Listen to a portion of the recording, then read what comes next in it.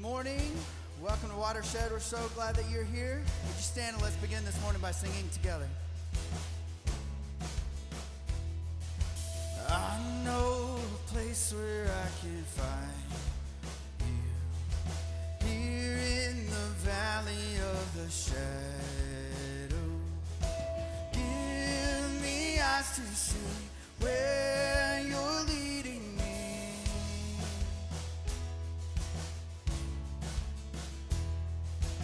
I know a place where I can feel you, here in the freedom of forgiveness. Give me strength to hold fast to what I know.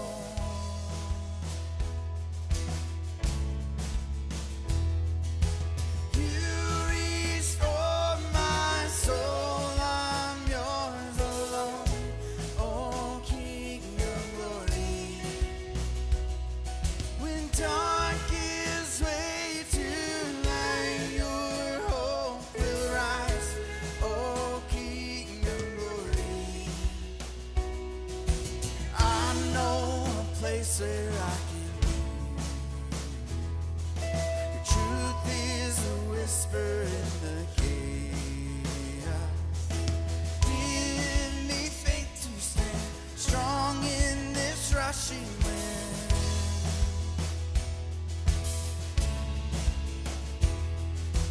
You restore my soul, I'm yours alone.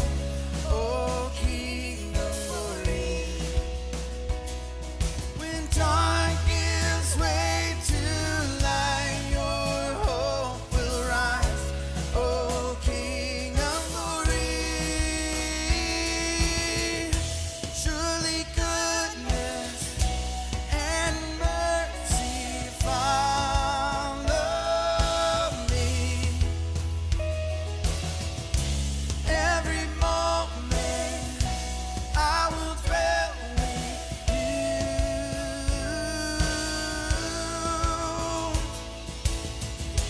Surely goodness and mercy follow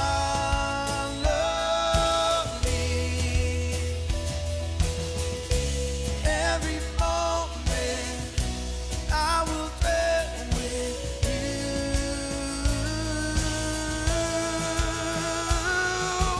You restore my soul, I'm yours alone. Oh, King of glory. When dark gives way to light, your hope will rise. Oh, King of glory. You restore my soul, I'm yours alone. Oh, King of glory. When dark gives way to light, your hope will rise, O King of glory.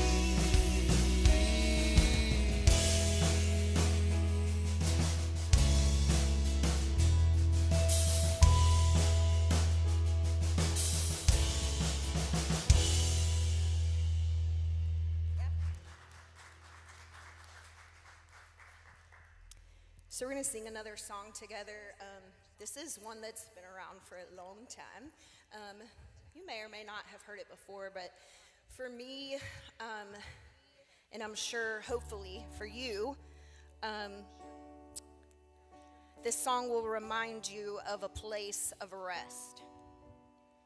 You know, there's something that happens to us as human beings when we face chaos in our lives, when we face turmoil, when we face all of those unexpected moments, right? We think like, okay, I can finally breathe, like things are going well, and then something else hits, right?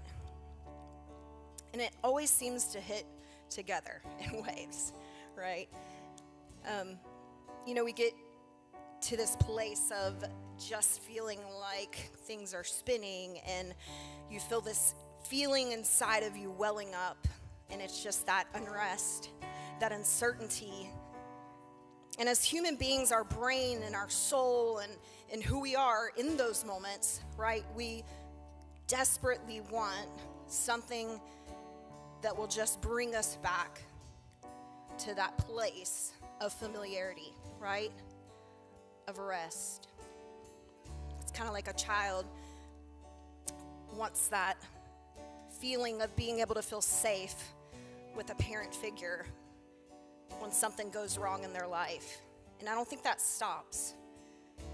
We innately seek that familiar, quiet, peaceful place.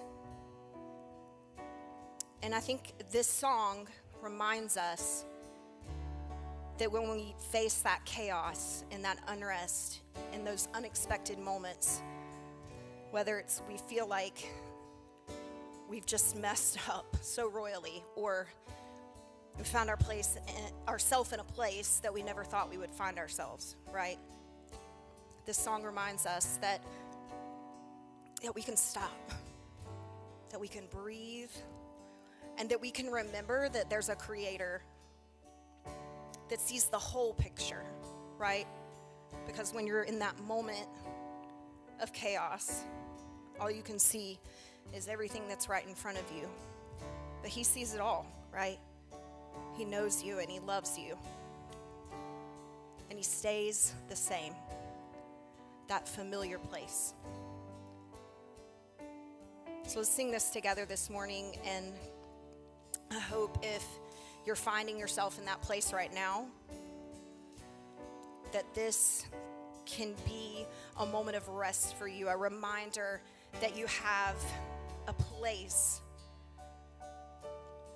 that you can be seen, that you can be loved.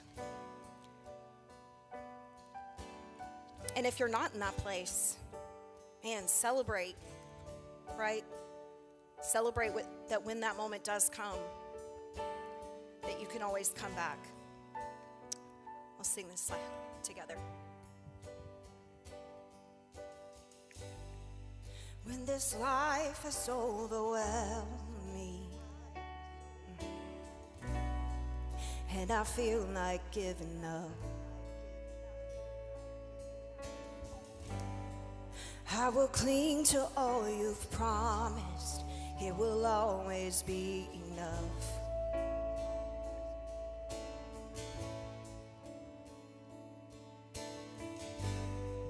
When the world around me crumbles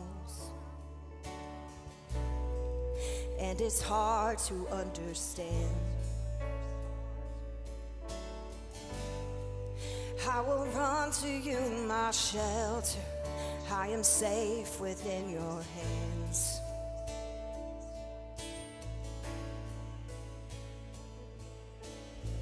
You are my help forever.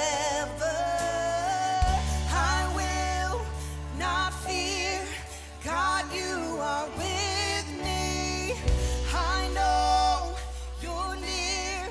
You'll never leave me. I will trust in you alone.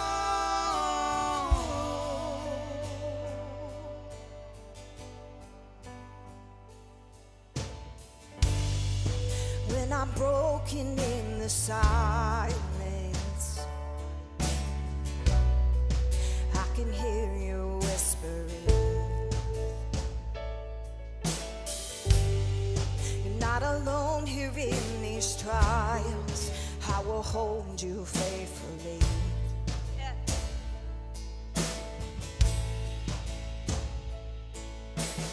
You are my help forever. I will not fear. God, you are with me. I know you're near. You'll never leave me. I will trust in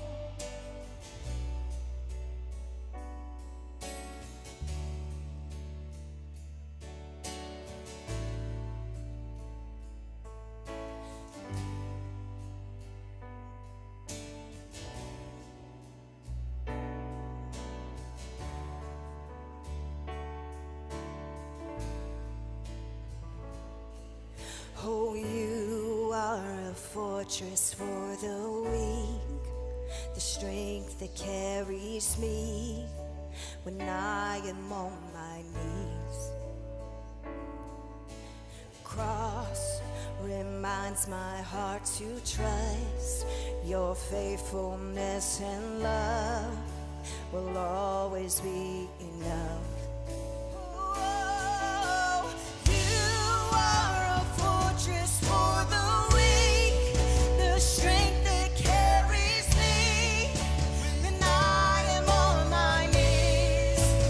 Oh, the cross reminds my heart to trust your faithfulness and love will always be enough. Oh, you are a fortress for the weak, the strength that carries me when I am on my knees. Oh, the cross reminds my heart to trust your faithfulness and love will always be enough.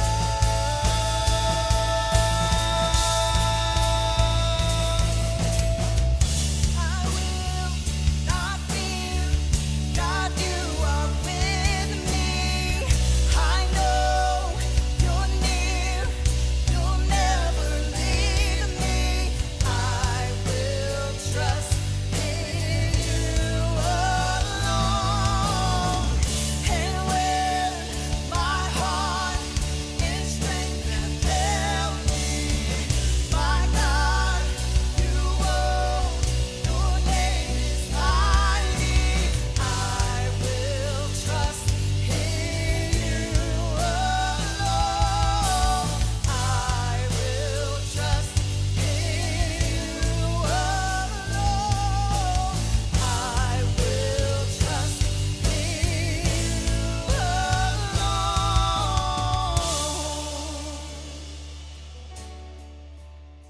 Sing this with me one more time.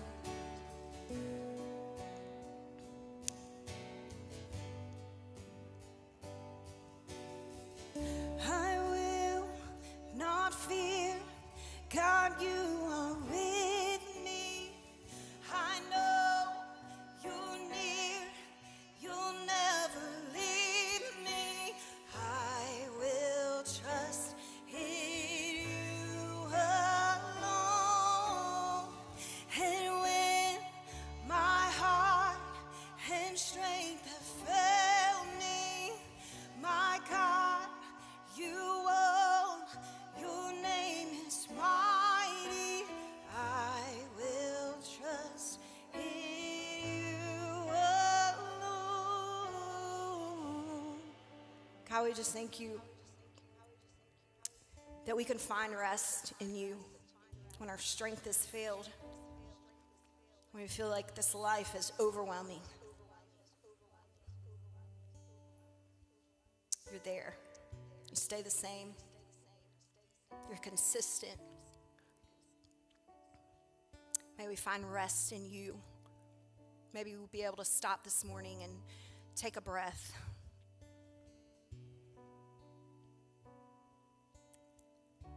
Thank you for who you are, for how you see us, for loving each one of us equally. We're thankful.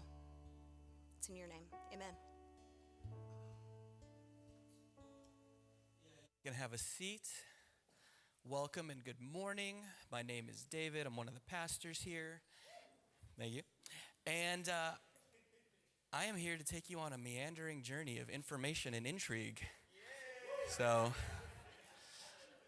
we begin our journey in a familiar place with the Watershed connection card.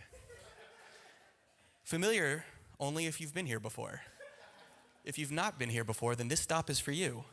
If you fill out this connection card, which is not a card, in fact, but a digital form, we will reach out to you, answering any questions that you might have, with generous hopes of getting you plugged in and in touch with what's going on here at Watershed.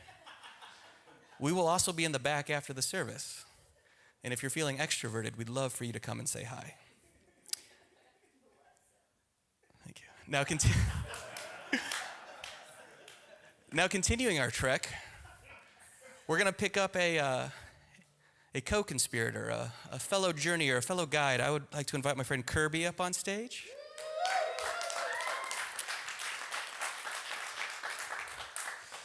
Kirby co-leads one of our trusted allies in the work of liberation, Kuzadata, and a few months ago, Kirby, you came to us and said that there was a film that you would love to screen here. And so we said, awesome, let's do that. Tell us a little bit more about what we're going to be doing next Saturday. Yeah, thanks, David. So kind of to piggyback off of that, when I asked David, like, hey, can we talk about doing this film? They were like, actually, this is already on our radar. So this film is actually created by the author of Jesus and John Wayne. Her name is Kristen Dumais. And I think that was actually a book club last year. It was, yeah. It was, yes.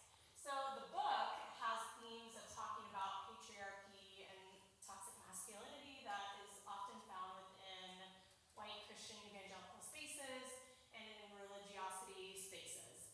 And so this documentary in particular, she has created in the past year to really center the lived experience and voices of those who have experienced sexual violence within some of those church spaces. And she does a really, really great job opening it up and talking about a really difficult conversation. And that's something that I've always really appreciated about Watershed is that can be a really overwhelming topic. And how do you navigate that? How do we respond? How do we really reckon with some of that brokenness and overwhelm? And really just creating space for us to do that together as a community. And so this Saturday, from 3 to 5, we'll actually be here hosting this screening. It's a 30-minute film. And then we will be hosting a panel afterwards. And so Dom and Madeline from Watershed and myself will be here navigating that panel. And then also a friend of mine who's also a clinical coordinator at a crisis agency will be joining us as well. And I think, coming into this conversation, like we all have lived experience, we all have stories. If you go into the news at any time of day, this topic kind of appears. And so though we say panel, we're also imagining that that is really just a conversation that, we're going to show up together and kind of navigate that, whether we're someone who has been impacted personally by sexual violence, whether you are showing up as an ally who wants to know more and figure out how to respond with curiosity and compassion, or whether you're someone raising up the next generation that wants to really unpack some of these themes and, hey, how do we prepare the next generations? How do we do things differently? How do we better respond to the topic of sexual violence within the church? Awesome. And it's totally free? Totally free. So come hang out with us. If you have any questions, feel free to come talk with me. And that QR code will take you to the website. If you're someone that likes to know a little bit more information before, you can watch the 30-minute documentary before, just so you can have an educated yes when you're coming. But we'll watch that documentary together and have a great conversation. Awesome. Thanks, Kirby.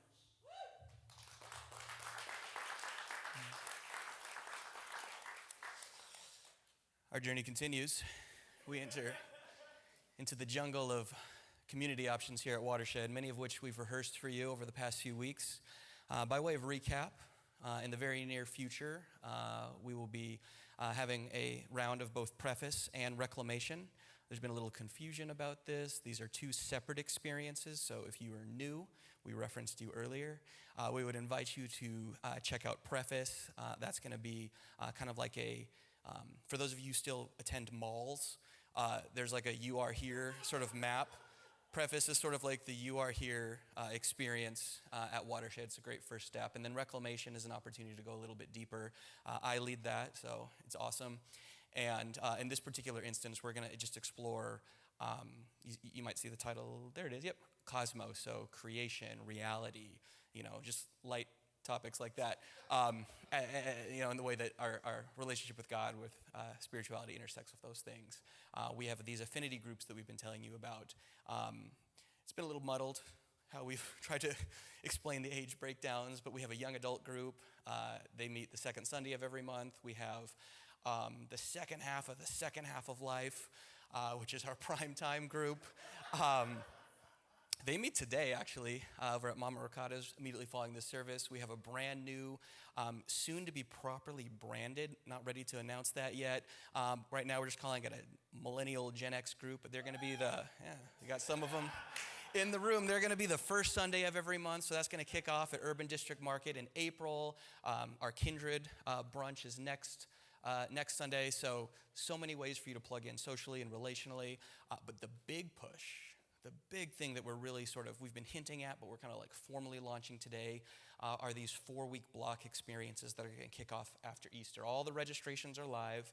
You can see it on the screen here. Basically what this is, it's a 4-week conversational, uber relational, unless you're super introverted, in that case it's moderately relational, experience going through this book by our good friend, fellow progressive pastor Josh Scott, Bible Stories for Grown-Ups. So this will be an amazing experience. We made it only 4 weeks because that way you're not committing to something indefinitely and then having to awkwardly Irish goodbye. If it's not for you, you only have to commit to 4 weeks or even less than that. But in all seriousness, this is going to be a great opportunity, and we have them all over the city as well as a digital option. So you can you can follow the QR code, you can go onto the website, you can find one near to you, near to your work. Maybe you want to familiarize yourself with a different part of Charlotte, so you can drive across town and go to that one. Whatever makes the most sense for you, but you'll be hearing more about these, but we really, really want to try to foster just as many ways as possible for people to connect these days, and this is another step in that direction. Another thing that we've been doing during this series, like I told you, this was going to be a meandering journey. We have been introducing you to the members of our lead team, which here at Watershed, that's our form of an elder board or an accountability board. They provide strategic direction, oversight to the decisions we make here. And today is the final day of introductions. So I know, you've made it. But I would like to welcome my friend Janet to the stage, Janet Irvin. Welcome, Janet. So, along with Larissa, who you met recently, Janet is one of the most recent additions to the lead team. Did you just have your first official lead team meeting? I did, just last week. Was it exhilarating? It was. Everything we do here is exhilarating. So, not surprised by that. Well, Janet, I'm going to ask you the same 3 questions that we've asked all the other lead team members, which is, the first one of which is, who is Janet to Janet? I'll give you the short version. Or the long, No, we'll do the short version. Okay. So, let's see. Family-wise, I'm married to Seth, and we have 2 boys. Seth Jack is awesome. And Teddy. Seth is awesome. The boys are awesome, too. Yeah. So, Jack and Teddy. Let's see. For work, I consult with a lot of nonprofits here locally. For fun, what do? I'm a hopeful urban gardener and a chicken owner. Oh. We sent Seth to the hardware store this week, and he came home with 10 more. So now we own 13 chickens. From the hardware store? Yeah.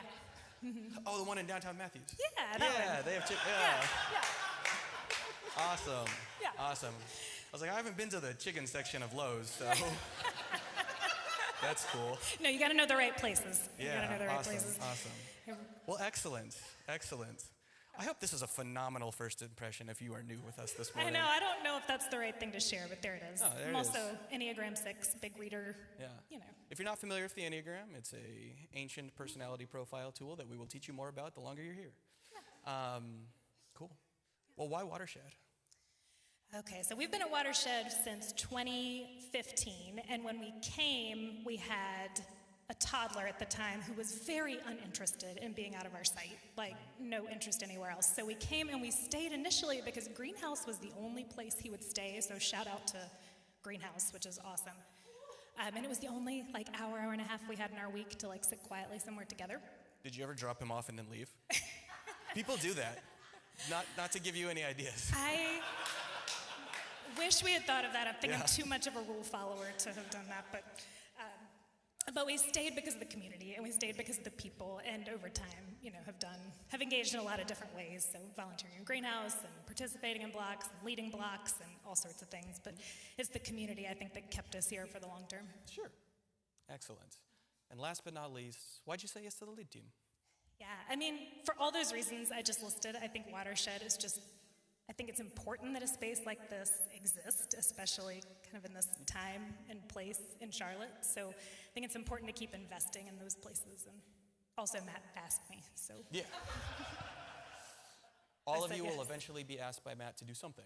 If Matt asks you for coffee, just, be get prepared. ready. Just get ready. He has a wonderful plan for your life.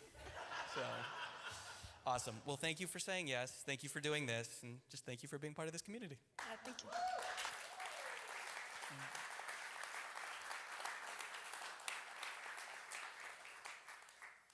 We're not done. No, we're close, though. As we wind this journey down, I just want to remind you that everything that happens here is only possible due to your generosity. And we're deeply, deeply aware that finances and resources and things like that can be a activating, triggering topic at churches. Matt talked a few weeks ago, and inevitably we will continue to talk about kind of where we're at financially. The short version is we're good. We could be better.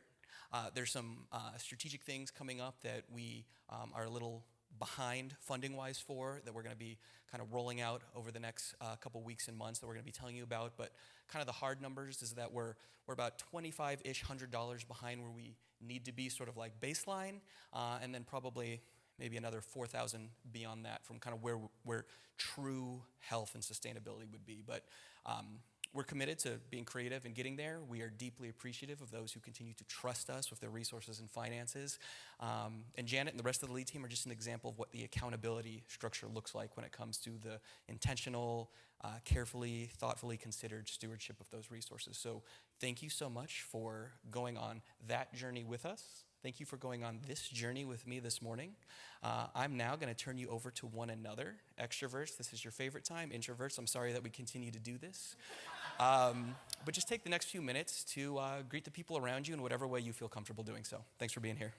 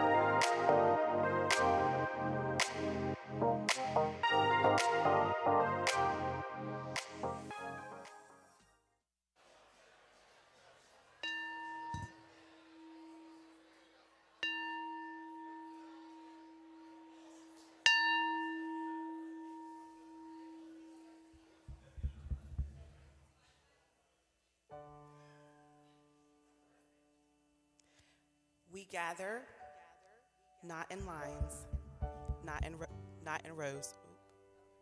Oop. It's on. But in the circle where connection grows. A seamless loop, no beginning, no end. Each voice heard, each heart mending. Eyes meet, a silent understanding. Shared stories, vulnerabilities landing. The space between us, a sacred ground where truth can be spoken, where healing is found.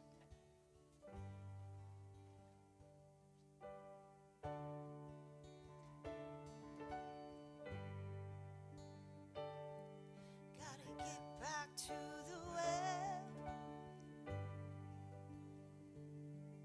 Gotta get back to the well.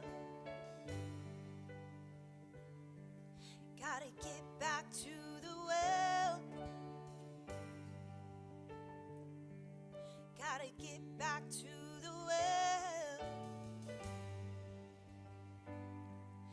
Have you tried it on your own?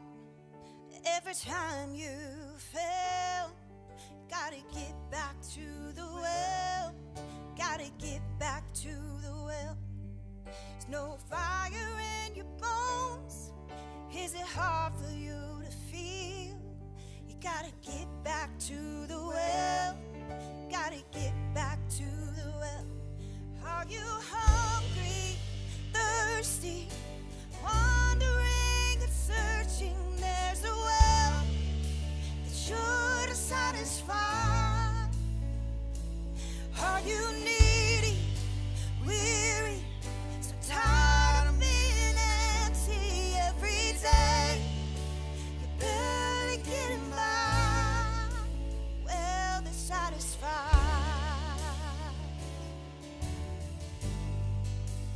Well, they're satisfied.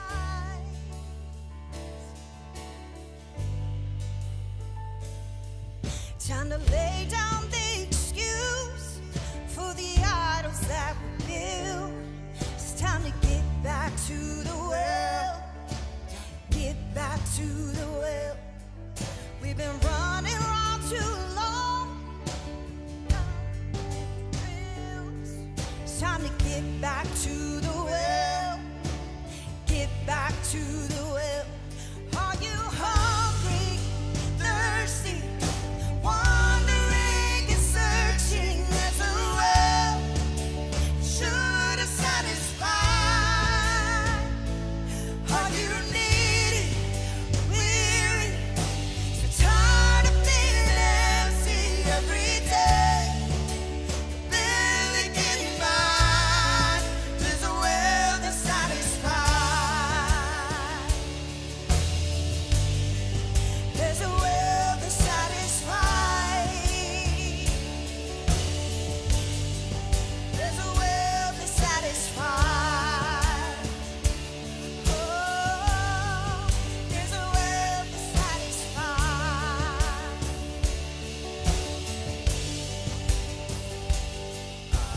Build my altar where there's living water. You will satisfy. You will satisfy. I will build my altar where there's living water. You will satisfy. You will satisfy. I will build my altar where there's living water. You will satisfy. You will satisfy. I will build my altar where there's living water. You will satisfy. You will satisfy. You will satisfy. You will satisfy. You will satisfy. You will satisfy.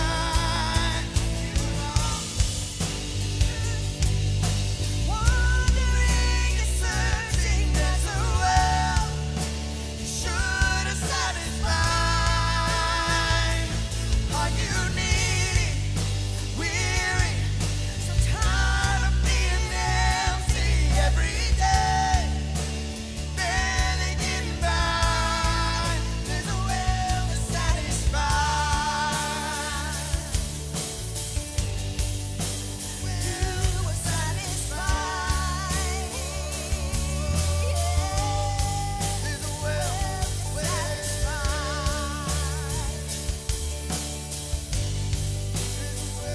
that satisfies. There's a well that satisfies. Yeah, there's a well that satisfies.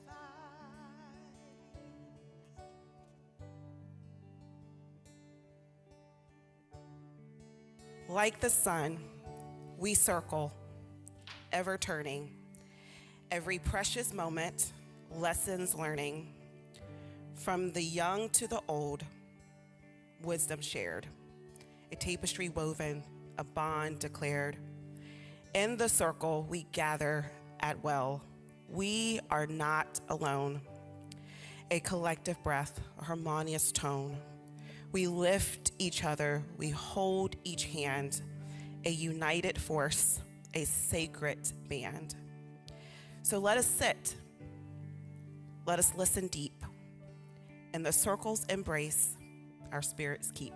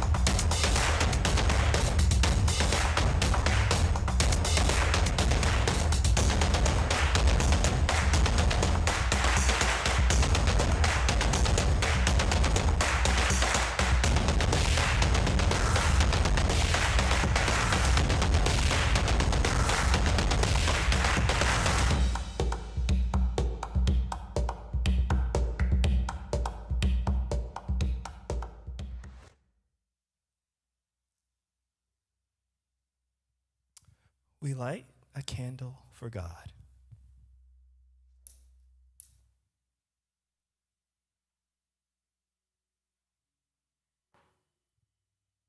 The source that flows in and through all things animate and inanimate, seen and unseen, dark and light.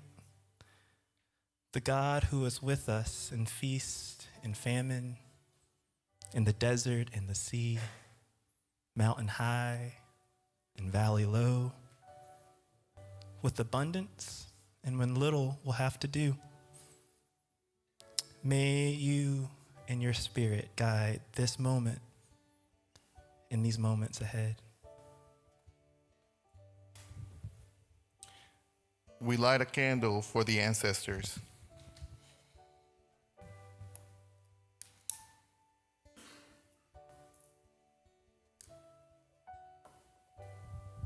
For those who came before us, those who can show us the way ahead, those who brought wisdom from the margin, in doing so, transformed the world in such a way that we would be here now.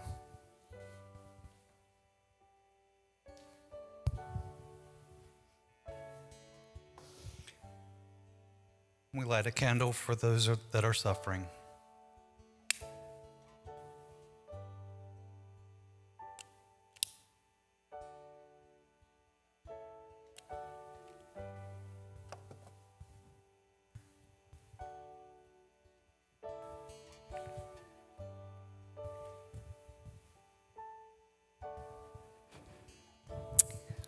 We light a candle for community.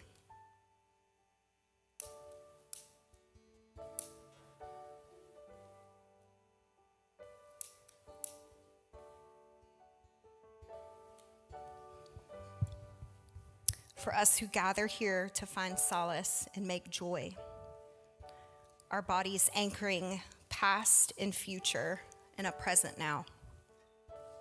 May our practice of gathering sustain and renew us as we remember this ancient communion and honor the ways our liberation is tied together with each other.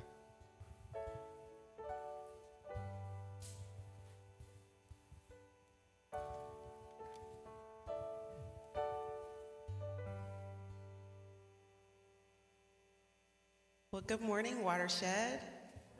Happy Sunday. You get the opportunity to experience myself and Tommy on stage. So excited. I know, thanks. Sorry for those who can't see us. We love you. I just want to acknowledge that. But this morning, we're going to sit. We're going to sit. But this morning, as we are ending the series of Commune, we're going to talk about a circle of ancient communion. And so you get to hear the history of circle. You get to hear how we get to practice this as we spring into our community groups. And so we can't wait for you to share this journey with us. And so we're going to start with a 3-part question. Kind of like David, just enjoy the ride, enjoy the journey. Enjoy the journey. Surrender to the journey. Yep. So Tommy, so we're going to do like story rounds, and we're going to take turns asking and answering, just to kind of give you a little bit of a flow, but not tell you all the flow. So the first question, or I'll just answer all 3, or I'll ask all 3. Let me ask you so you can answer. Okay, great. Great. So who are you? I wrote, who are we to this community? But who are you, Dom, to this community? Who are we to each other? And then how are we arriving in this present moment? I love that. Who am I to this community? Well, I'm Dominique. I wear a lot of hats in this community, and so I am your announcer, I'm your trauma coach, I am your hospitality director. But outside of the professional things that I do, I'm also a mother, I'm a wife, I'm a friend. I love sports, I love Charlotte, I love just being me and just showing up as myself and being well received. Who am I to you? That's the second. Well, I get the opportunity to share space with Tommy. I met Tommy almost 3 years ago. Kendrick did like a workshop here at Watershed, and that was my very first introduction to Watershed. And ICU Talks was part of that. My friend Miko was part of that workshop, and I got to experience Tommy doing a activity where we were in the very back of the auditorium, and we were standing in a circle, and we were introduced the somatic practice in a circle. And once I was in that circle and I was listening to Tommy, and I was just like, yeah, that's a person I need to know. That's a human that I need to know. And then I attended Pride Parade, which was also like another entry point to being here at Watershed, and learn a little bit more about Tommy. And we went out for lunch and told Tommy a little bit about the side work of being a trauma coach, and started being part of the All Good Collective, and was introduced to the Circle Way. Last year, I got the opportunity to go to a retreat where I got to learn about the Circle Way practice and got introduced by a lot of different people. But Tommy has been a really great part of this journey of learning how to show up, how to be very intentional, and how to incorporate the things that I do, not only in trauma coach practice, but also here at Watershed and also in my home. So. What about you? Ooh, who am I to this community? And I can't do my thing where I go, well, who do you say I am? I really appreciate that Jesus answered a lot of questions with questions, so it really set me up real well, except for now. Yeah. So, but I show up in this space, sometimes I get to speak to you from stage, sometimes I get to play music with you all. We're in a justice partnership with the All Good Collective. It started with the justice partnership with me, and then it's sort of morphing. And to meet the goal has always been, how do we do this thing collectively, communally? And so the All Good Collective looks at the oppression of the world more intently, and we're building around how do we contribute resources directly to people who need resources. How do we bring people along on a journey around mutual aid and alternative economies? And so, yeah, when I met you, I was like, I like your energy. And Black women, because I was raised Black women always have a special place in my heart. And so I was like, I want to work with you. I don't know what that looks like. I don't. But I knew that was the thing, and then I had forgot about the workshop. Yeah, and then Stored up here. I won't forget. But my teacher, who taught me Circle, which we're going to teach to you this morning, she said, let's bring some people together and teach this. And so we did a retreat up in New York, and I was like, Dom, I don't know. Let me know what you need. I need you there. I need you to experience this. And so that's been the last year and a half of shaping and forming our relationship, and you speaking into the All Good Collective, and us deepening our facilitations together. So, yeah, I'm partnered to Chris, if y'all don't know that. Ow, ow. We are in a non-monogamous relationship, if you didn't know that, and you have questions. Like, we love to field questions about our life, So, yeah, in this present moment, I'm calm. I woke up a little bit, like, crunchy. That's right. Calm and crunchy. So, so I want to also give y'all permission to be, a multitude of however you're arriving in the space. So I forgot to answer that question. I bypass a lot of my feelings, y'all. Yeah, I forgot. So I'm arriving all of the feelings and emotions. I'm tired. I'm not hungry, thanks to a friend of mine. we gonna eat. We're gonna eat. They're gonna make sure I eat. Yeah, I'm arriving grateful. So I forgot to check in. So thanks for that opportunity. You will understand why we are spending time checking in shortly, okay? So let's give you some context around this series, why we are teaching Circle today, and what we are bringing forward. Are y'all ready for this part of the journey? All right, so to start, we gotta go all the way back to Matt's talk, okay? So Matt talked about community being a place and a space of gathering and care, and explored the church as a site of community and the art of communication. And then Kim, in all of her wisdom, came in the quote that really stuck with me is that she said that part of the health of our relationships in community is based on the questions that we ask each other and the questions we ask ourselves. She introduced appreciative inquiry, which helps us to ask questions. And the way that I learned appreciative inquiry is the particular kind of question that you ask is a question that is seeking, where's their life animated? Where's there more life? So there's a particular way of asking questions that she talked about. Then David came around in his wisdom and talked about this theme of universal non-belonging. And essentially, that means none of us actually belong. We're all just trying to fit in. We're trying to find the places, right? So what do we do when the thing that we all have in common is that we all at times experience this alienation, that we are different, that we are diverse, and that is actually an antidote, how we gather in our difference, in our diversity. And the teaching team modeled that for us so beautifully. So today what we want to do is talk about how does all of that kind of happen and meet together? Is there a container that could help us practice community? Yeah. Is there? Well, duh. I don't know. It's a trick question, y'all. Circle. So. Yeah. So yeah, I appreciate that. I think we do Circle without knowing that we do Circle. We're naming what it is, but we've been doing it for so long. And I think it's an opportunity for us to get to know a little bit more in detail of like, how are we doing this without knowing that we're doing this? So we're gonna start out by the history. So you gave us a little bit of the history, but tell us the history of Circle. To tell the history of Circle, I wanna start off with the Bible story, and it's gonna be on the screen.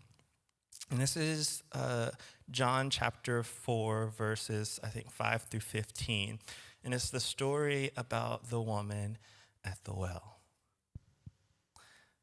He came into Sychar, a Samaritan village that bordered the field Jacob had given his sons Joseph. Jacob's well was still there. Jesus, worn out by the trip, sat down at the well, and it was noon. A woman, a Samaritan, came to draw water. Jesus said, "Would you give me a drink of water?" His disciples had gone to the village to buy food for lunch. The Samaritan woman, taken aback, asked, "How can you, a Jew, are asking me, a Samaritan woman, for a drink?" Jews in those days wouldn't be caught dead talking to Samaritans. This is with the Message Bible, y'all. It gives a little commentary as we go.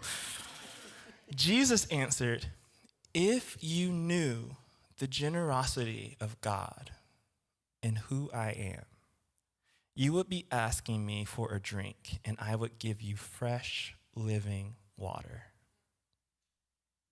The woman said, sir, you don't even have a bucket to draw the water from this well with, and the well is so deep. How are you going to get this living water?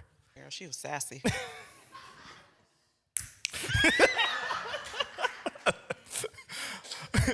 Are you a better man than our ancestor Jacob? She's getting into theology too right here, y'all. Are you a better man than our ancestor Jacob, who dug this well and drank from it, he and his sons and his livestock, and passed it down to us? Jesus said, everyone who drinks this water will get thirsty again and again. Anyone who drinks the water I give will never thirst, not ever. The water I give will be an artesian spring within, gushing fountains of endless life. The woman said, sir, give me this water so I won't ever get thirsty.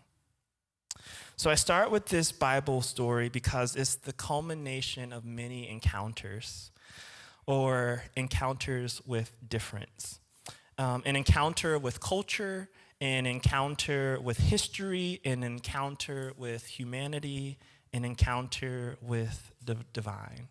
And to define encounter, the definition that I want to use today is from a compilation from different Wisdom Keepers' works.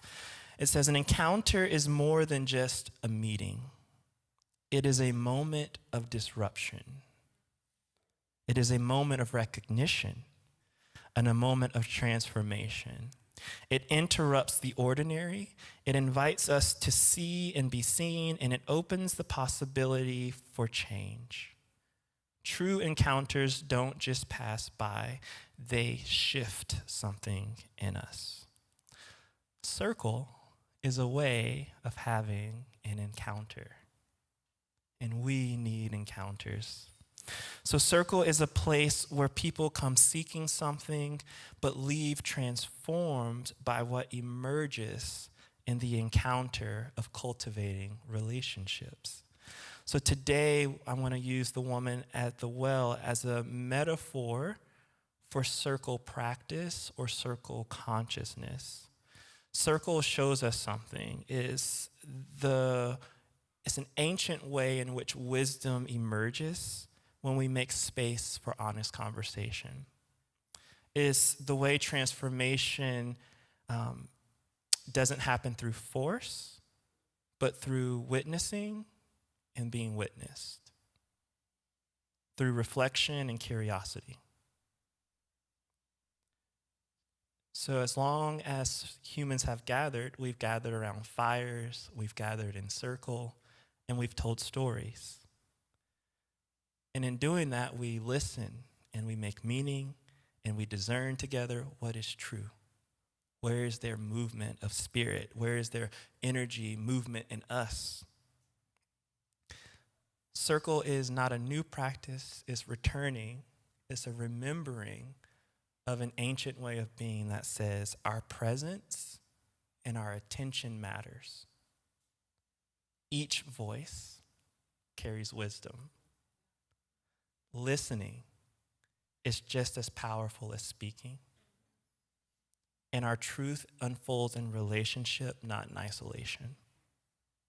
So we could spend time going through each of these verses in John, but these points that I want to bring out. So first, Jesus and the woman met at Jacob's well. They met at a place where the land had nurtured people for generations. They met in the presence of the ancestors, culminating in a story of now. They meet in the presence of their lived realities. Jesus arrives exhausted from traveling.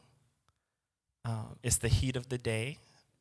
And what we know about it being in the heat of the day, most women, when they drew water from the wells, they drew it in the morning. So this woman being at the well at noon signified that she was ostracized from her community. And she was Samaritan, so she was ostracized, who were a Jew, but a different kind of Jew, right? But so ostracized from a way of worshiping and being. And so she gets into this conversation with Jesus, but Jesus doesn't shut her down. He's like, oh, you have wisdom, and so do I. And so there's an acceptance of the lived realities. They meet with a world in transition under the oppression of empire, at the cultural divisions of the level of the identities that they carry. And then the last thing I'll say about this passage is that transformation happens for everybody involved. Later on, the disciples come back and they're shocked to see Jesus sitting with the Samaritan woman. But then the Samaritan woman goes into the village and the good news gets spreads in the village. So Circle was a start point. It was a place to get them somewhere else. So I surfaced these points because the story mirrors parts of my own depletion. It mirrors my own depletion with culture today, the power dynamics of our society. But it reminds me that I have gotten to have encounters with people just like this woman had an encounter with Jesus at the well. And so when I think about my teacher, Chantilly, in a very Jesus-like way, if the roles were reversed, I was the woman at the well and she was Jesus saying, there's something that I see in you that let's name it and let's cultivate it. And so I want to invoke her definition of circle today. She says that circle is an ancient shape and pattern, a conversation that invites us into the presence and sensing of the Spirit's movement. Circle takes us from one place to another. The good Reverend Chantilly Murs. Yeah, I know my experience in Circle was that as being I was being seen. I was able to have my voice shared, and it was held with so much care.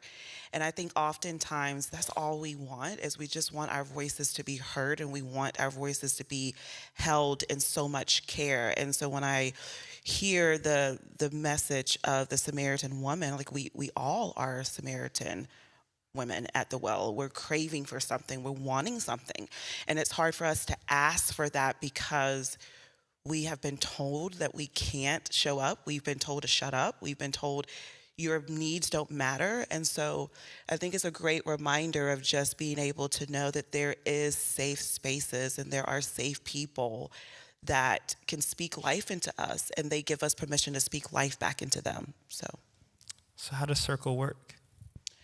Circle works by, I don't know, this is great. Oh, components will, y'all. Dun, dun, dun. So on the screens, this is the Circle Way. It is a components wheel. And so the outer realm is the personal preparation of just kind of preparing yourself.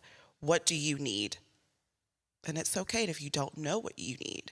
But it's an opportunity for you to kind of take time and focus on, how can I host myself? The next one is the invitation.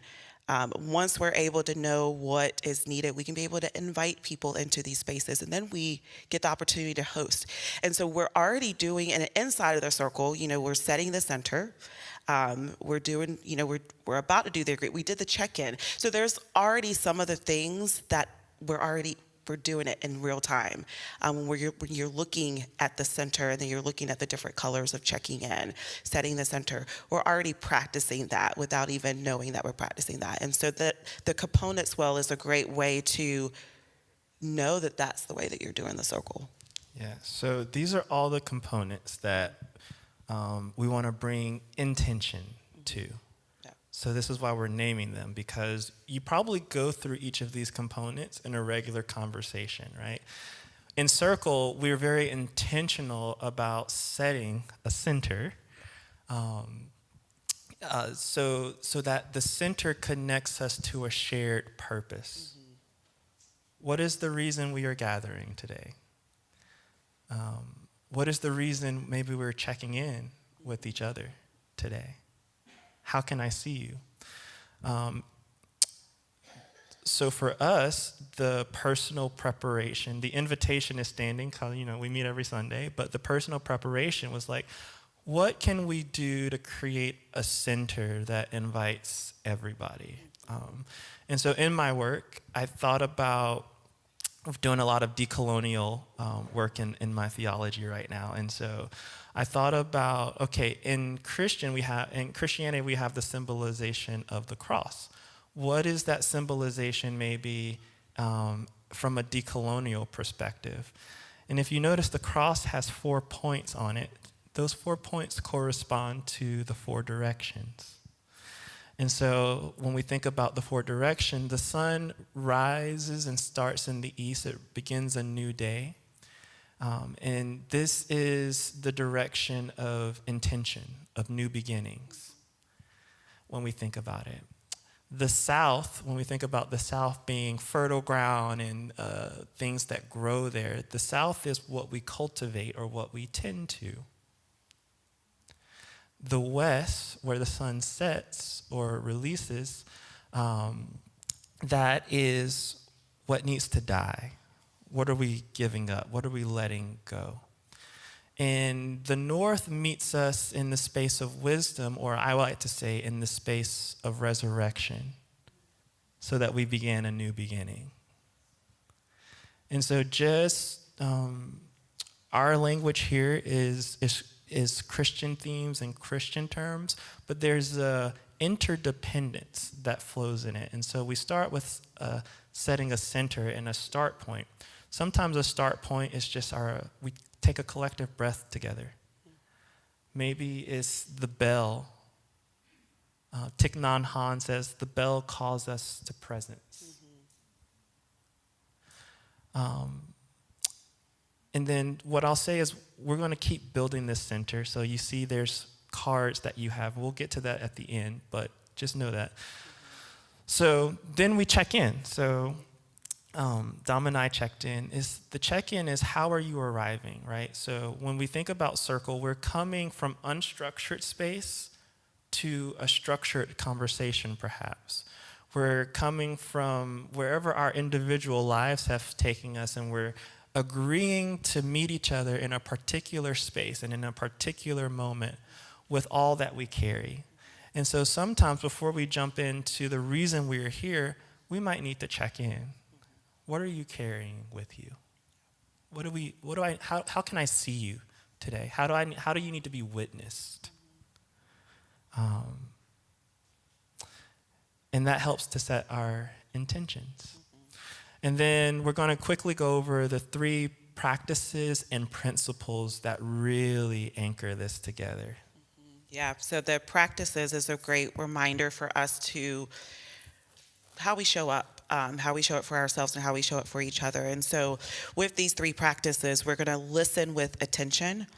We focus clearly on what's being said. This can be a spiritual practice where we're able to receive each other's stories and thoughts. We also we speak with intention.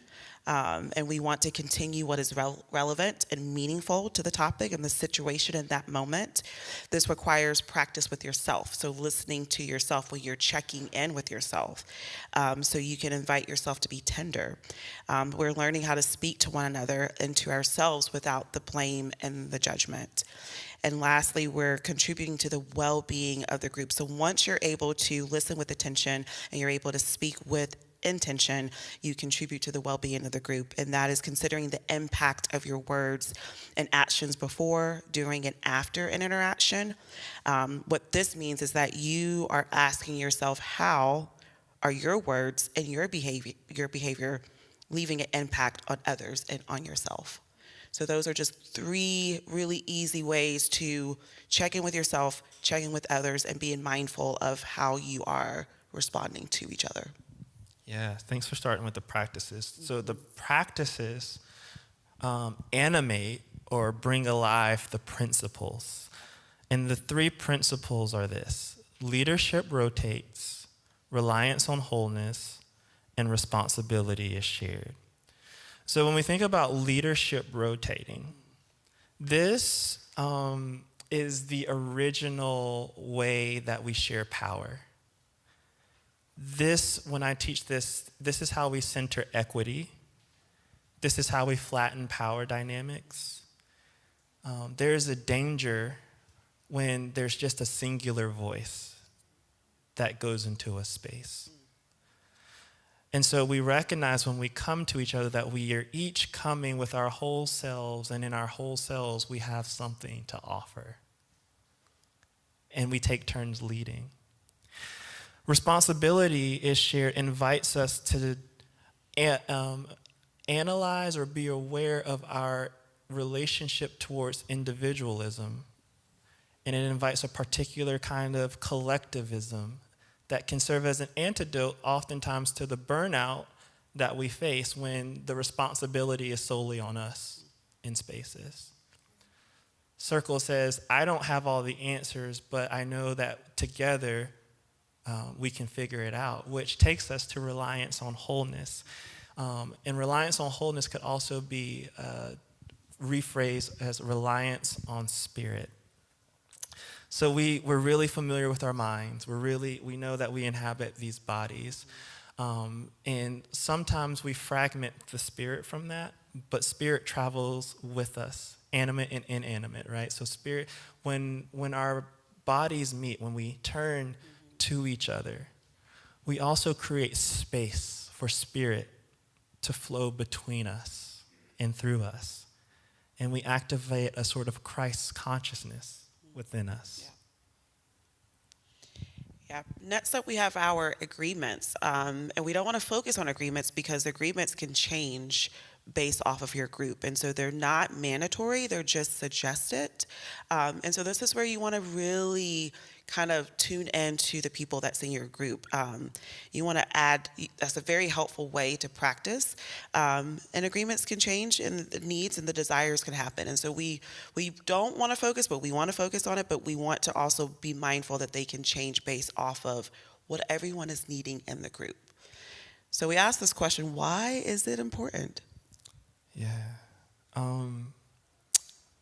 Circle, the founders of the Circle Way, which is the structure and process that I'm teaching you, Circle, again, has existed. We all carry it. This is just the clearly articulated version for me. But Circle is an invitation. Circle invites us to host ourselves and to host each other. It is an invitation that spurs imagination and activates the world of possibilities. So we've been given these narratives around how the world is supposed to be, and the band can come up at this point. We've been given a narrative of like how the world's supposed to be, right? And so there's systems that orient our relationships. And so the personal preparation is, how am I showing up? How am I going into this space? What systems are shaping how I show up to each other, how I show up to community? We are hungry. We feel the pain of disconnection and isolation, and we're hungry for connection. Capitalism extracts energy from us in the form of labor. Racism and classism create false illusions of separation. Normativity, the idolization of peace and security, and the desire to fit into molds that were not made for us make the cries for justice often feel like insanity. We are thirsty. At times, the world can feel like we are walking through a drought because of the constant searching for security in our jobs, in churches, in our homes. We are wandering and searching. We ask, why, God? Why? Circle can hold our ground of being because Circle says you don't have to do this alone. You're not alone. It's a tool for us to invite to explore. Who are we to each other? What do we need from community? How do we communicate, and how does communication happen? How do we stay connected to a common purpose even when we disagree? How do we end well? What marks of memory do we want to leave behind? I think this is a great way for some of us to return back to ourselves, because in being in community, we want to name the harm of not being heard, afraid to show up, having our own, how we show up, we're being judged, competition, comparison, and naming the harm. We're choosing to no longer live in that narrative, and we're telling ourselves a different story. And so I think that the way that we do circle and learning circle, it is evolving. It's not linear. And it's just an invitation for us to return to ourselves so we can return to one another in compassion and empathy and kindness. So our center is not complete. Yeah. We need you. Yeah. A few weeks ago, Matt posed a question akin to asking us, what is the possibility of this community here at Watershed? So you have 2 cards on your seats. One card is for you. That's going to be your reminder. And there's another card. Some of them have strings on them, some of them don't. That card, you're going to, once you fill it out, there's going to be 3 questions that you can answer. You're going to come up to the center here and tie it onto the outer rim. And that's going to signify you showing up, you making space here in this community, and us making space for you. We are each other's wells. Yeah. We are each other's refreshments. And when we can bring intention to our relationships, all the places we can go. So what's one thing from Circle that animates life or energy in you? We didn't really talk about the pause, but maybe it's the slowing down in the pause. Maybe it's the invitation to ask for what you need and offer what you can. Maybe it's the invitation to listen with attention. The greatest gift you can give someone, your presence. Maybe it's speaking with intention. Maybe on that you write, what need can you ask to be met in community? Or maybe you write something that you have to offer. This is an invitation to practice. Because that's all life is, practice. And when we activate the circle in us, we invite each other into practice. We invite each other into community. So Dom and I will be here to welcome you, and as you feel called, come up, and then we'll end these moments together. Thank you for being here. And there was a quote that you wanted to end with. Yeah, it is by Prentice Hemphill in their book, What It Takes to Heal. I wanted to close this quote out because I felt like it was really perfect to end as we're talking about community. But to belong is to rest into the collective, and we all are in a collective together. To be woven into the all is the feeling that the group has found meaning and usefulness in your presence. Thank you all for allowing us to teach you, allowing us to be in your presence.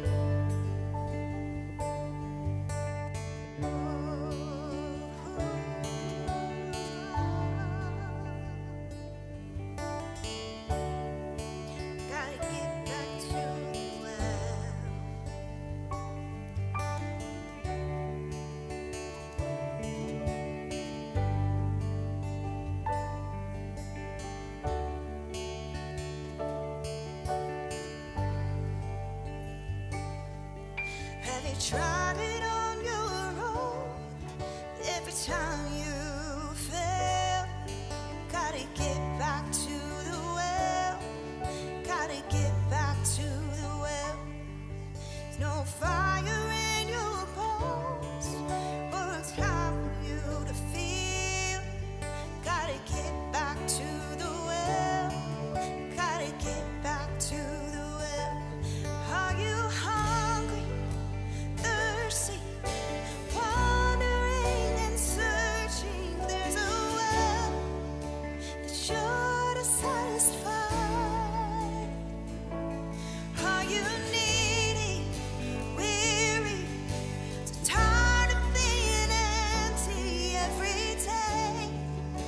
You're barely getting by. There's a well that satisfies.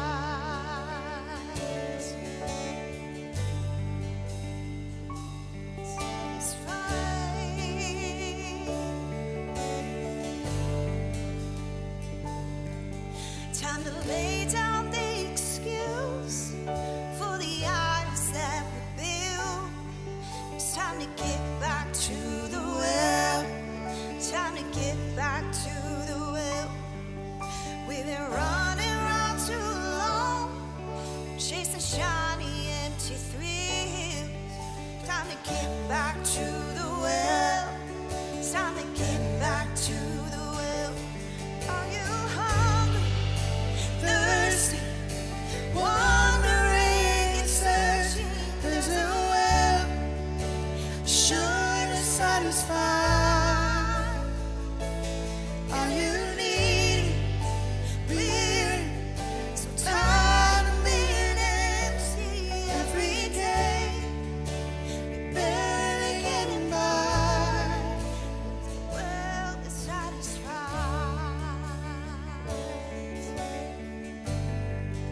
There's a well that satisfies.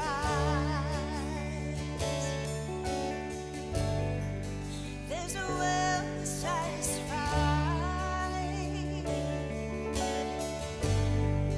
There's a well that satisfies.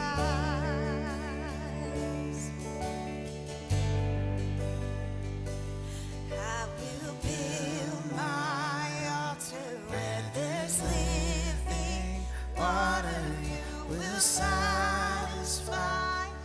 You will satisfy. I will build my altar where there's living water. You will satisfy. You will satisfy. I will build my altar where there's living water. You will satisfy. You will satisfy. I will build my altar where there's living water. You will satisfy. You will satisfy. You will satisfy. You will satisfy. You will satisfy. You will satisfy.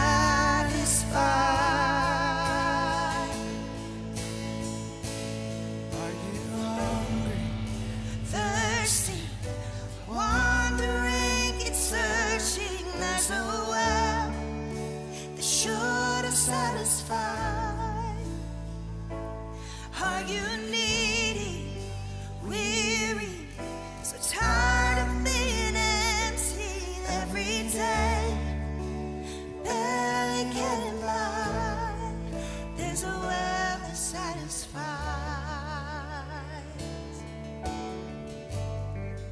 There's a well that satisfies. Yeah.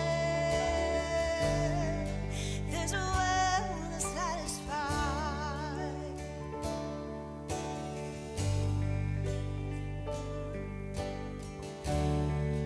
There's a well that satisfies.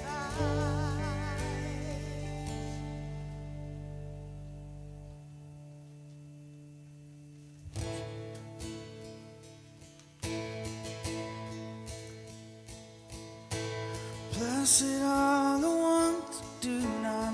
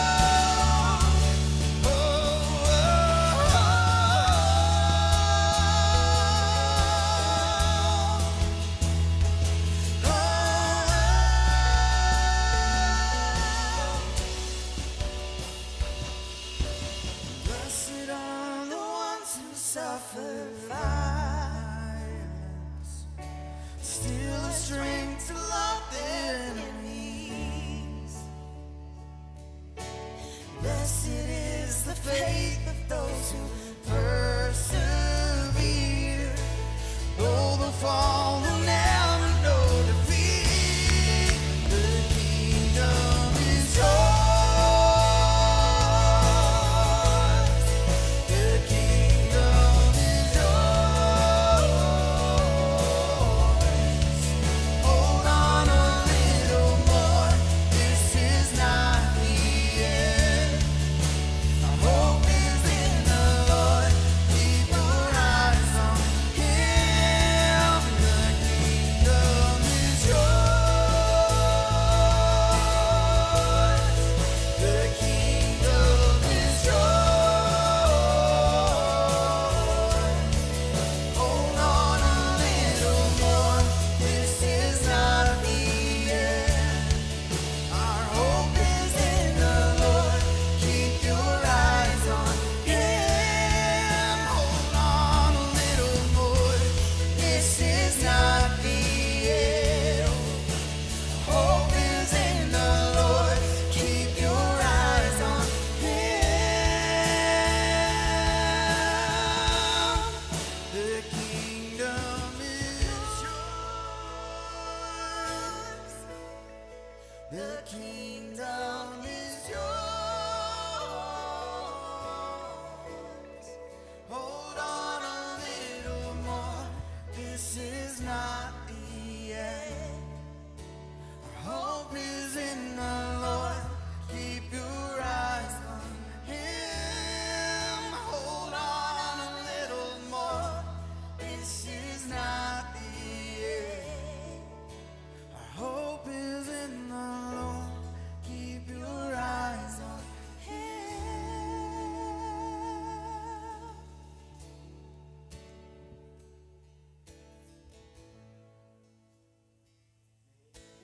Remember that the kingdom is yours. You, each of you, are the kingdom. Thank you for creating a center with us to gather around, to put your essence, your presence here in this space. We know we went through this really fast, so if you need more help, if you want more practice, you can practice with the All Good Collective or the blocks that you have the opportunities to connect with. This is a structure that is in us, that runs through us, that invites us to presence. So as you spend these last few moments together, may they be what you need them to be. The light, the dark, all the parts of me and Dom and the band and everybody else, the humanity and the divinity, honors each and all of your parts. We're gonna encircle the way we practice. We ring in with the bell and we ring out with the bell. So I need a little help. Wait. Before you ring the bell, we've been trying to do this all morning, so we're gonna end with a little celebration of this guy right here. Cause y'all know what? It's you know Austin's birthday!